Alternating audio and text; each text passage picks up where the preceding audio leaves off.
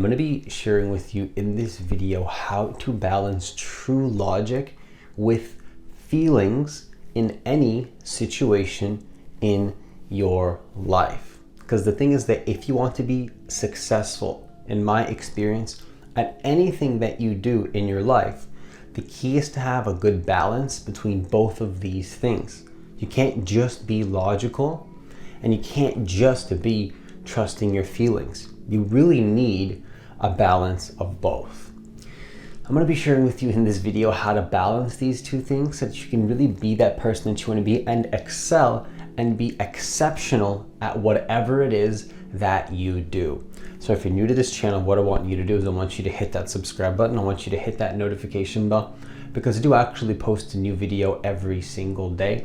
Also, if you want to work with me one-on-one personally, all the details for that will be down below. Now, the first thing that I want to share with you is to understand that in order to trust your feelings, okay, if you want to trust your feelings, you need a plan. You need a plan, okay? It's non-negotiable. In order to really trust your intuition and trust how you feel, it needs to happen within some sort of confine and structure. Okay, so this is just a necessity.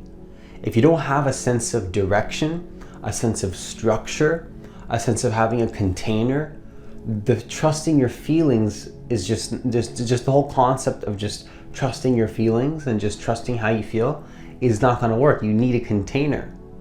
There was many times in my life where I was disconnected from this truth, where in order to trust how I feel, in order to really trust how I'm feeling, there needs to be like some sort of plan to fall into, if that makes sense.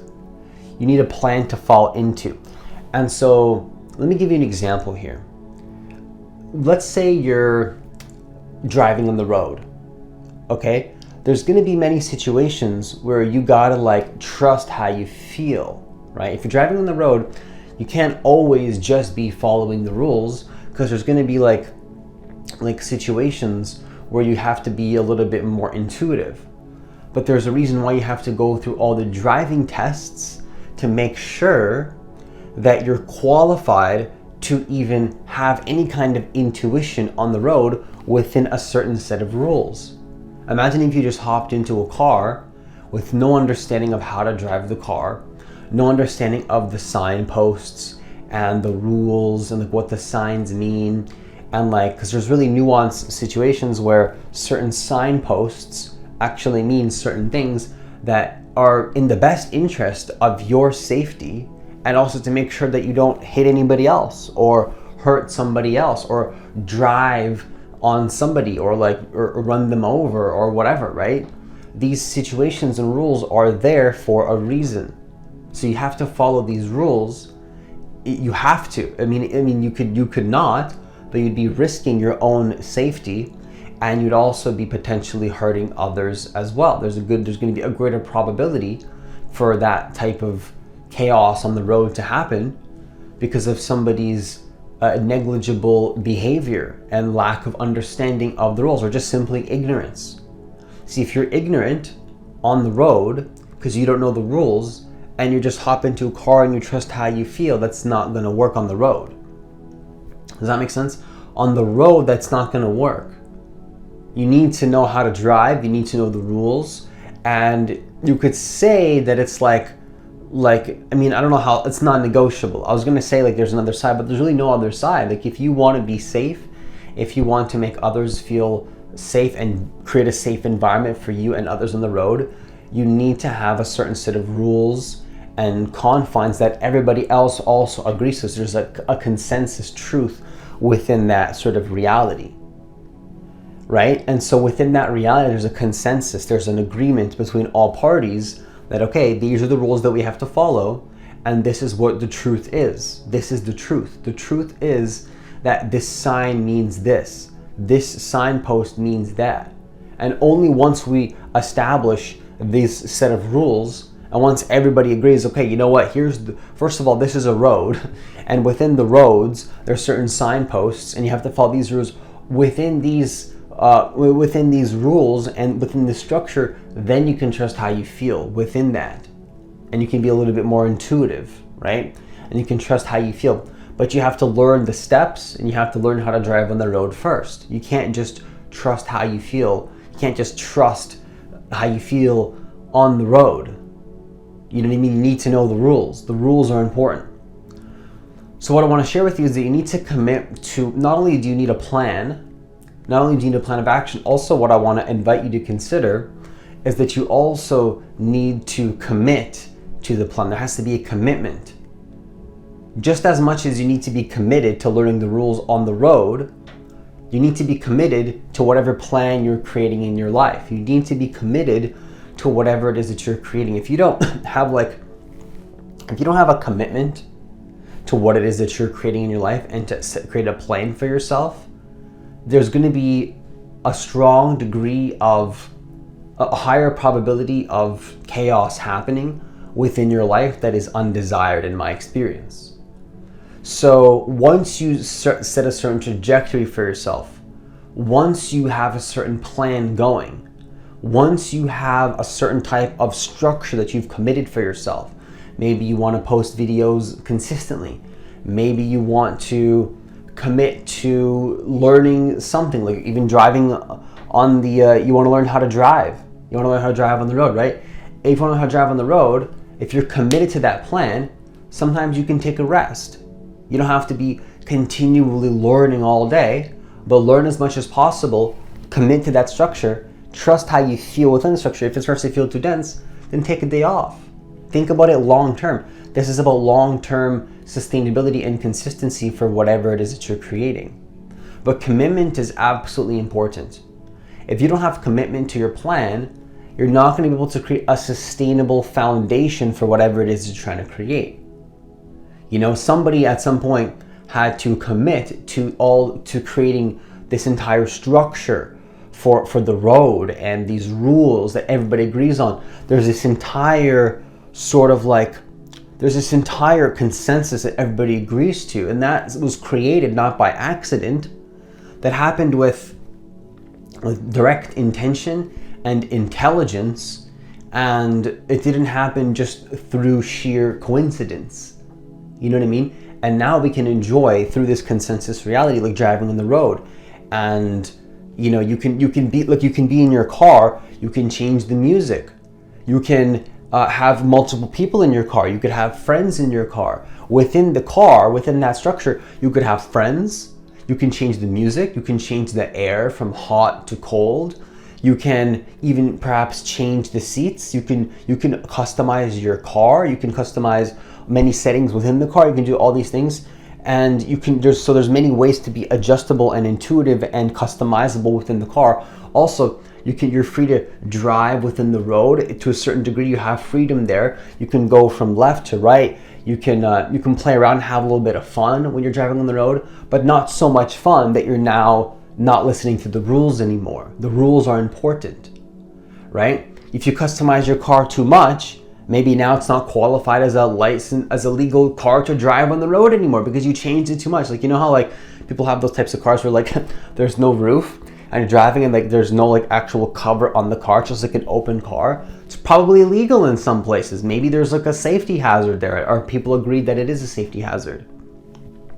Maybe that's important to consider too, right? Within that sort of consistency, within that structure, there's a certain amount of freedom, but that freedom is only there, first of all, because of the structure too. That's important to consider as well.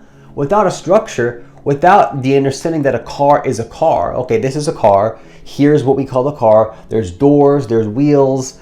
So first of all, there's the thing that we call a car. This is called a car. It sounds simple. It's like, isn't that simple? Is it really common sense? Because we have to come up with these concepts as humans, this consensus reality, and to agree on these certain things. And then and only then, now you can have freedom to change the car, to change the wheels, to change the rims, and do all these things. Now, some things, if you make your car too flashy and there's too much lights, it might be illegal in some places. Maybe it'll distract somebody and you could hurt someone. You know what I mean? So within this structure, now you can be free. And think about what that structure and foundation does for your life. Because when you have that structure, when you have that foundation, think about, there's so many possibilities. You could even say like there's quite literally infinite possibilities once you've created a certain structure that has a certain homeostasis to it, a certain level of how do I word it? A certain level of like ground, a certain level of the energy is very consistent within that structure, whatever it is that we're talking about here. Within that structure, there's literally infinite possibilities. Like if you set out to be a professional kickboxer and to learn a certain type of way of doing kickboxing, right?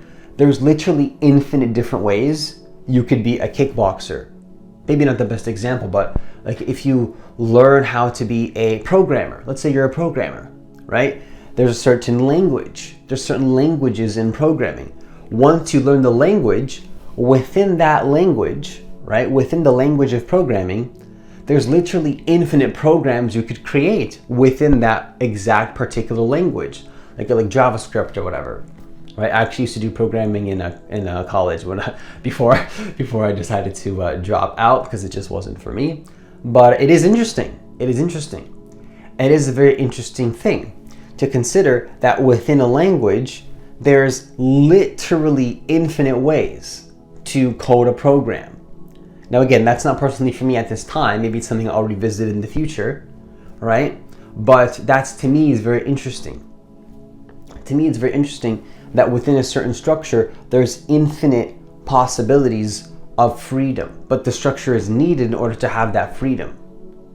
And so this concept of having a structure and then having freedom to use that logic and then be free within that structure is to be even use your logic as well in that freedom, because you don't want to drop logic completely, to be free within some sort of set of parameters and logic. To me, that's very interesting. And you can apply this to any area of your life. You could literally apply this to any area of your life. Because now, once you start seeing that freedom can only have more than structure, you'll start taking structure in your life more seriously. There's many times in my life where I neglected the importance of logic and structure, and I trusted my feelings too much, and I faced very serious consequences of that. I faced the consequences of that because there wasn't enough logic and structure. There wasn't enough of a container for me to have trust within. Because to build trust, there needs to be a set of parameters and logic. And with that comes commitment. Commitment is important here.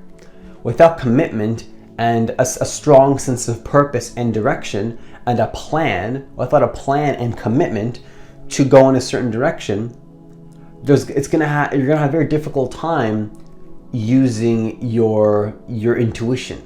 And because at some point you're using so much intuition, you're so fragmented that there's no box.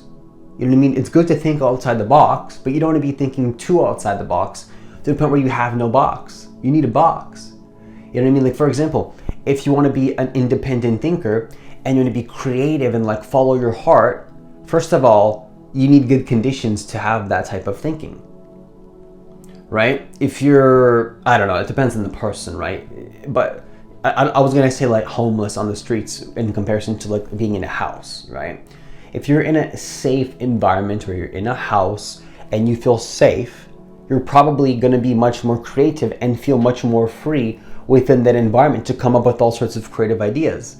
Now, not maybe entirely true, because you could be, in theory perhaps, maybe somebody unfortunately could be on the streets or doesn't have a house or whatever, and they'll be more creative in that situation. But, you know, I'm speaking generally here, where you could be on the streets or at home, but there needs to be a safe homeostasis, some structure, to then you can start to be more creative within that structure. You know what I mean? So that's really important. And I could give endless examples in terms of how you can apply this and how you can do this in your life in any area.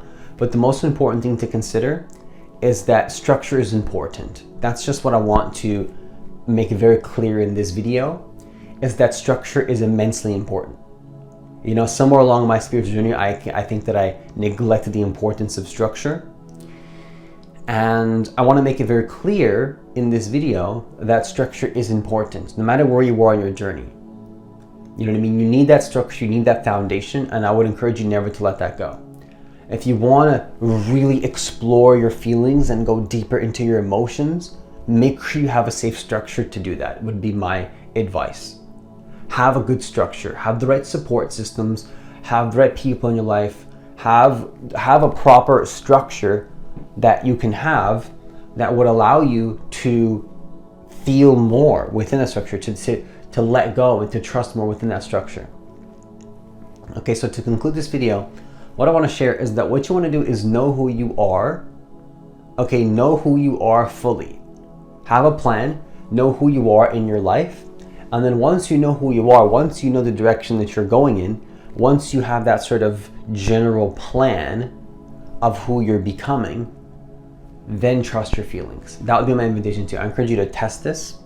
I encourage you to try this in your life, and you'll notice that the results in your life get very powerful, and you start to manifest your reality and have a stronger understanding of how to really create the reality that you want. Okay, so with that, I conclude this video. Once again, if you want to work with me one-on-one personally, I recently just launched email coaching. It's not for everybody, but some people prefer email coaching. I'm gonna take a couple spots of that per month.